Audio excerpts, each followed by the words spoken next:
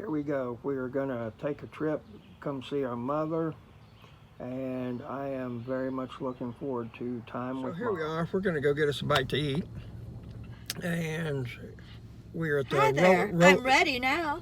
We're at the Roly Poly here in Franklin, North Carolina, and this is the my mom that I've been able to come see because of my side hustle with the dump trailer hustle, and so success, doing what you want, when you want, and with who you want.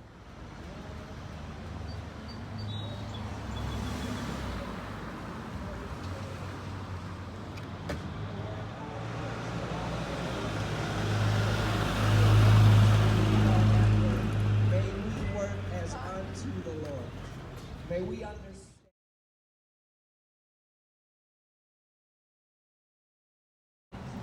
This here is in downtown Franklin. They got all kinds of gardens set up. Really nice area right here. It's part of downtown Franklin right here. Really cool little town. It's west in the mountains. Everybody's laid back. Slow moving. Stress. Okay.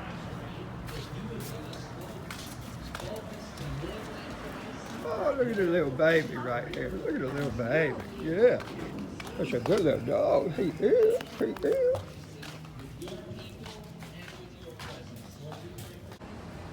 And I think this is where we're doing lunch today. No, we're not. And here we are. We're inside a restaurant here in Franklin called Root and Barrel. Really cool place. We're going to get us a bite to eat, some lunch.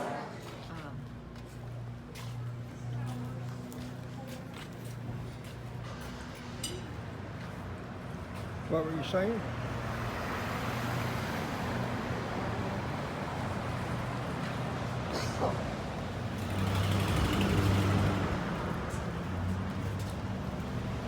We could go this way if you want.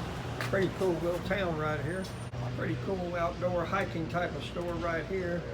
They got a ski lift chair.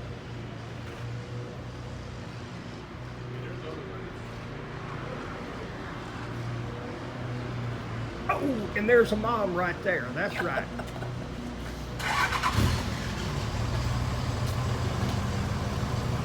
All kinds of nice stuff right here. And then they got fly fishing outfitters. Got some model trains in the window. Very cool place. And we got the town square right here. They do a lot of stuff.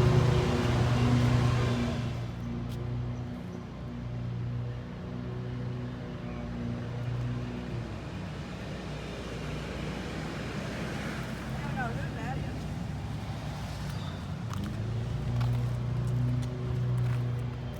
Really beautiful city right here. Nice. There's gonna be a lot of summers spent here when I retire. Let's check out this monument right here. Pretty cool.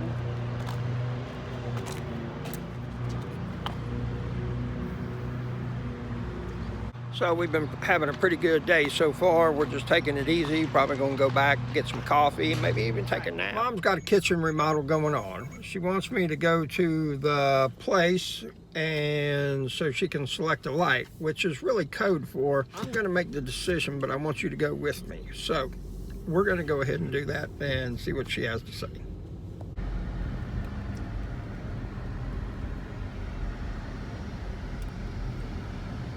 Come out and get fruit and vegetables on Saturday morning here. Look at those big, beautiful mountains in the background. Oh, love it up here. Ran it for right after Mother had. I'm not saying. Why not?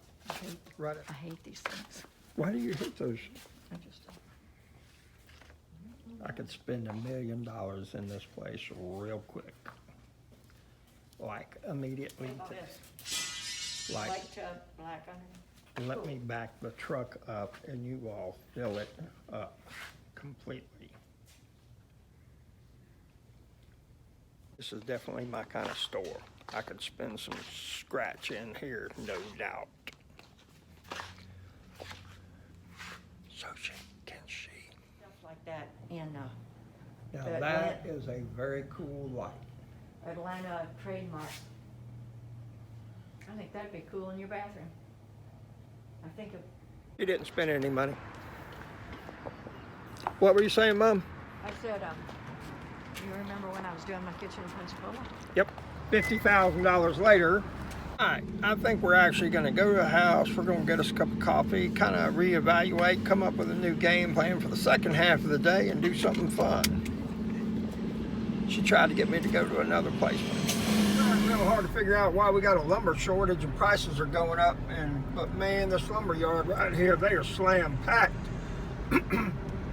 They always have a bunch out here drying, and you know, you see all of this and then you're really asking yourself, what's the deal with all the prices going up and everything like that? You know, you just gotta ask yourself. And then Mom gets in the way, and then, you know.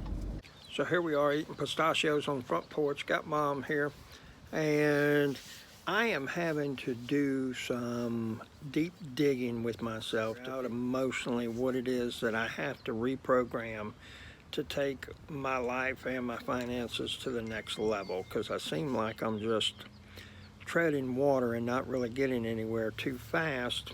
But you can see she's got a notebook that she does writing in. She's not an entrepreneur or anything like that, but the pen is mightier than the sword.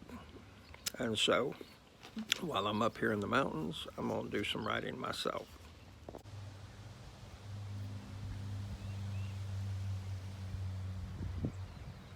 So Mom and I are at that restaurant having lunch today, and I have to give these people props. They were absolutely killing it running between tables because of being understaffed and not having enough people in their workforce. I was absolutely floored by it. I was extremely impressed, and when the waitress came, I told her, I said, thank you very much for, and she looked at me and said, thank you for appreciating that. You know, folks, we're in a very sad state of affairs when you can't get people to show up for work because the government is giving them more money to stay at home than they are to go to work. Now, mark my words, okay? This is a little rural town in North Carolina where I'm at. The sign in front of McDonald's says we start at $11 an hour.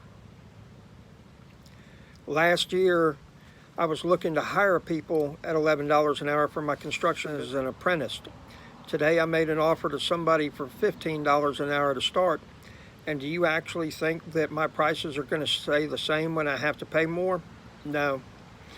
And if McDonald's starts paying $12, $13, $14, $15 an hour to start, do you think that Big Mac's going to stay at whatever they are, $5, $6? No.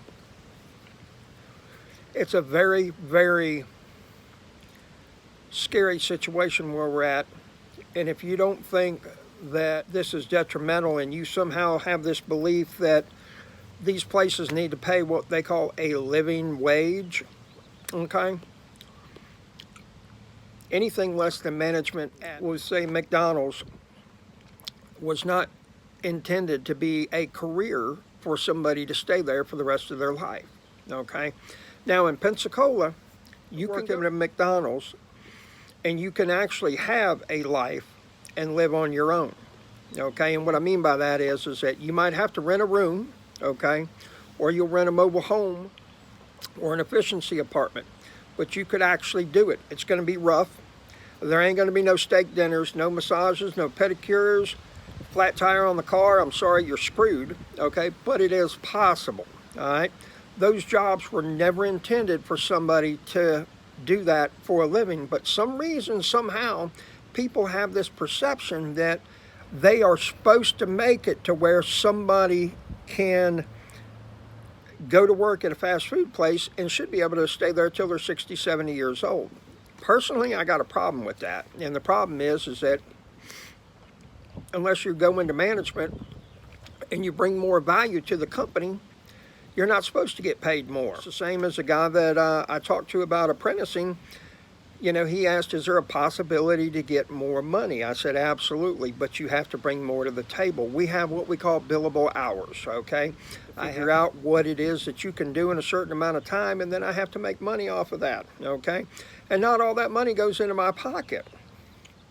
I end up paying approximately 30 to 35% of every $100 that I pay somebody. I have to pay $35 on top of that for taxes and workman's comp. I pay $20 on every $100 that I pay an employee, okay? So a $20 an hour person, $27 an hour out of the company's money. Then you figure in the tools, then you figure in the truck, then you figure in the trailer, and you keep on going. And if you're getting $40, $45 a person, it actually equates to about $5 an hour that I make. That after the company gets paid, everybody gets paid, Uncle Sam gets paid, and there's not a whole lot of profit in that, okay? Then you look at having to get multiple people. Well, guess what? All your problems become exponentially magnified when more people you have working for you. So it is what it is, and you know, but we're going to get to a point where it's like Venezuela, where we have hyperinflation, and you know, gallon of milk will be hundreds of dollars, and you know, the average wage is going to be $5 or something like that, and it's a very situation where we're at. And the thing is that if they keep trying to dictate how we do things, then they're going to be affected. And mark my words, though, rich are going to get richer, and the poor will even become poorer from Biden and being in office than anybody else you ever imagined, okay? The wealth gap is going to be absolutely incredible, and it's happening as we speak.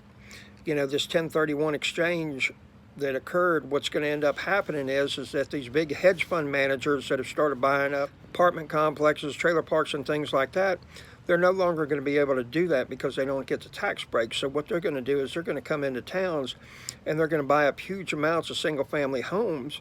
Well, guess what? When that happens, people that wanted to be a homeowner that would have got into the housing market to start with are no longer going to be able to be there because they're going to be priced out. And you think rent's going up in Pensacola right now? You ain't seen nothing yet.